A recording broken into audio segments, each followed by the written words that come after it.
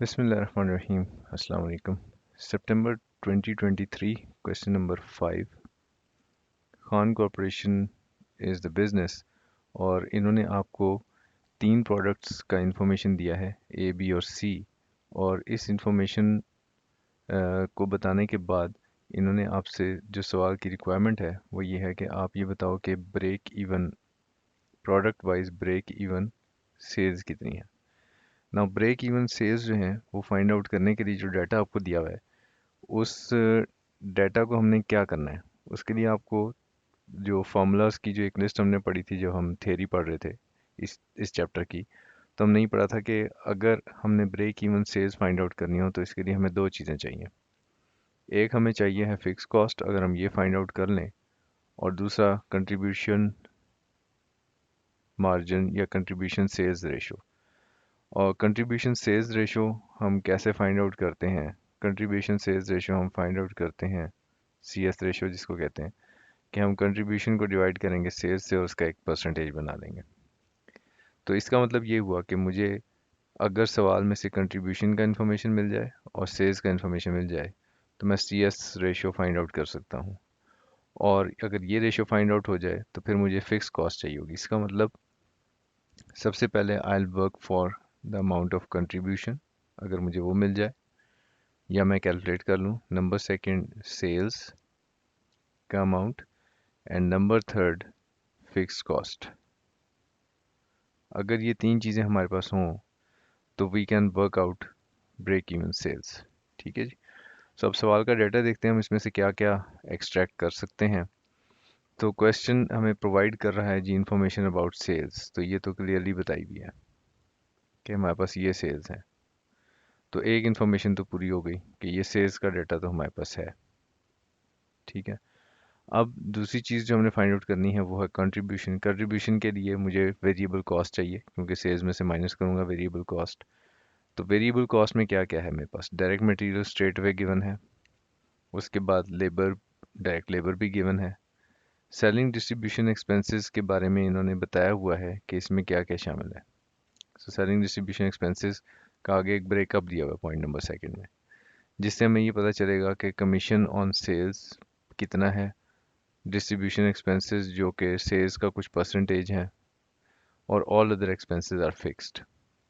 तो इसका मतलब ये है कि मैं अगर ये वेरिएबल कॉस्ट फाइंड आउट, ये इसका मतलब इसमें से मैं वेरिएबल और फिक्स कंपोनेंट अलग-अलग कर सकता हूँ, क्योंकि जो वेरिएबल कंपोनेंट है उसकी कैलकुलेशन मुझे बता दी गई है। ठीक है।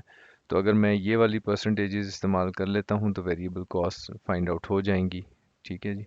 और जो जो भी मुझे यहाँ पे टोटल कॉस्ट दी हुई है इसमें से अगर मैं वेरिएबल कंपोनेंट निकाल दूंगा तो फिक्स कंपोनेंट आ जाएगा। ठीक हो गया जी।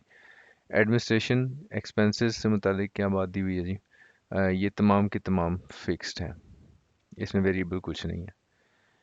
इसी तरह जो ओवरहेड्स हैं, ओवरहेड्स का ऊपर टेबल के अंदर देखेंगे कोई भी डाटा नहीं दिया हुआ। ओवरहेड्स के बारे में इन्होंने नीचे ही बताया हुआ है कि the estimated total factory overheads जो हैं वो 380 मिलियन के हैं, और all factory overheads are fix except the following. इसका मतलब ये है कि ये आपको वेरिएबल ओवरहेड्स की डिटेल दी गई है, और 380 में से अगर मैं वेरिएबल ओवरहेड्स निकाल दूंगा तो फिक्स्ड ओवरहेड्स आ जाएंगे। कहने का मकसद ये है कि अब जितनी भी कॉस्ट बताई हुई है उसमें से फिक्स्ड और वेरिएबल कंपोनेंट अलग-अलग करना कोई बड़ा मसला नहीं है। तो अगर आप वो अलग कर लेंगे, जैसे यहाँ पे अब वेरिएबल कंपोनेंट बताया कि 75% ऑफ टोटल इनडायरेक्ट लेबर जो है वो 40 मिलियन है। इसका 75% varies in proportion to the direct labour. इसी तरह total power and fuel cost जो है वो 100 मिलियन बताई गई है, जिसका कि 90% varies in proportion to the production. ठीक हो गया जी। सो हम वेरिएबल कंपोनेंट्स इजीली अलग कर सकते हैं। सो हम करेंगे क्या जी? सबसे पहले सेल्स का जो डाटा हमें प्रोवाइड किया गया है दैट इज़ 1500, 900 और 600। तो सेल्स का डाटा हमें दिया हुआ है।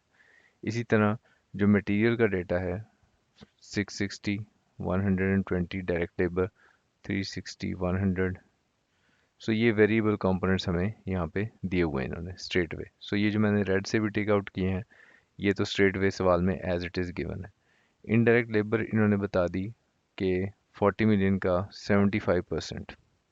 सो 40 मिलियन का 75% आप बना लेंगे, तो दिस इज़ वेरिएबल। इसी तरह 100 मिलियन का 90% variable. Commission on sales, sale के ऊपर वो परसेंटेजेस लगानी है जो आपको दी हुई हैं, यहाँ पे इन्होंने ये परसेंटेजेस बताई हुई हैं, ठीक है। सो ये आपने सारी की सारी वेरिएबल कॉस्ट माइनस कर ली, तो आपके पास कंट्रीब्यूशन आ गया जी। कंट्रीब्यूशन आ गया आपके पास, लेकिन ये कंबाइंड है, हर प्रोडक्ट का अलहदा नहीं पता चल सका।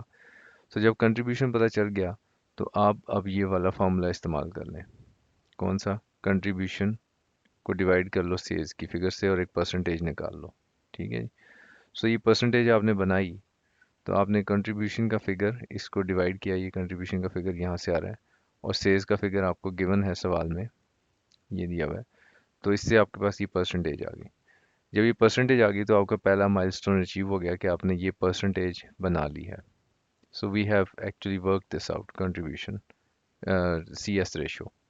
सी एस रेशो जो हमने फाइंड आउट कर ली, तो अब इस सी एस रेशो को हमने अपने दूसरे फार्मूला में यूज़ करना है, यानी फिक्स कॉस्ट को डिवाइड करना है सी एस रेशो से। तो अब अगली चीज़ है fix cost. So fix cost में क्या क्या है मेरे पास? जितनी भी टोटल कॉस्ट है उसमें से वेरिएबल कॉस्ट निकाल दें, तो आपके पास ये फिक्स कॉस्ट आ जाएंगी। तो ये फिक्स कॉस्ट आपके पास बन गई 627, और 627 को डिवाइड करेंगे आप सी एस रेशो से। मैं ये फार्मूला यूज़ कर रहा हूँ अब, fix cost divided by C S ratio. So इस फार्मूला को यूज़ करूँगा, and what I get is the break even sales. अब ये जो ब्रेक इवन सेल्स है 1620.16, ये तो टोटल है। अब मुझे ये कैसे पता चलेगा कि ए का कितना सेल है, बी का कितना है और सी का कितना है? ये कैसे पता चलेगा? तो यहाँ पे एक इन्होंने इन्फॉर्मेशन बताई हुई है कि the ratio of product wise sale is expected to remain the same, यानी रेशियो सेम रहेगी। मतलब ये है कि परसेंटेज जितना जितना भी बनता है, 3000 का कितना परसेंट बनता है? 1500, ठीक है। सो आप ये कैसे फाइंड आउट करेंगे? 1500, what you will do is, इसको मैं यहाँ पे करता हूँ कि आप 1500 डिवाइड बाय 3000 इंटू 100, तो ये एक परसेंटेज आ जाएगी, 50% बनता है। तो इसका मतलब ये जो टोटल सेल्स आपकी है, इसका 50% will be the sale of product A, ठीक है। सो सिंपली आपने यही करते जाना है। अगर मैं 1620.16 का 50% बनाऊंगा, तो it will be this figure. इसी तरह 900 कितना परसेंट बनता है 3000 का? सो 900 डिवाइड बाय 3000 इंटू 100। यहाँ से आप परसेंटेज हासिल करें, ठीक है जी। जो परसेंटेज आपने हासिल की, उसको मल्टीप्लाई कर दें 1620.16 से, तो ये आपके पास प्रोडक्ट बी की सेल आ जाएगी। और इसी same is the case with the product C, ठीक है जी। ये break even sales find out करने के लिए कहा गया था, और वो हमने फाइंड आउट कर ली हैं। इसमें अब अगर आपका कोई कन्फ्यूजन होगा तो हम उस पर बात करेंगे। Thank you very much, take care.